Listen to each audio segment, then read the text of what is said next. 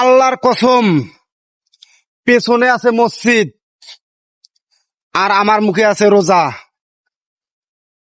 তাই আমি কসম খেয়ে বলতেছি, এই ভিডিওতে যে টাকায় ইনকামটা হবে, আমি একজন অসহায় ব্যক্তির মাঝে দান করে দেব।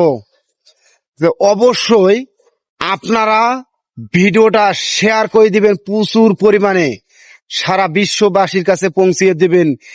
এই ভিডিওটার যা টাকাটা আসবে ফেসবুকের মাধ্যমে, সম্পূর্ণ টাকাটা আমি একজন অসহায় ব্যক্তির কাছে আমি উপহার হিসাবে দেব। তো অবশ্যই আপনারা একটু শেয়ার করে যাবেন ভিডিওটা। আপনাদের একটা শেয়ারের কারণে আরো 10 জন 20 জন ভাই ও বন্ধুর কাছে পৌঁছিয়ে যাবে ভিডিওটা।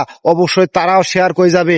এই শেয়ারের টাকা দিয়ে একজন গরিব অসহায় ব্যক্তির যদি উপকার যদি হয়, তো অবশ্যই আপনারা শেয়ারটুকু করে যাবেন।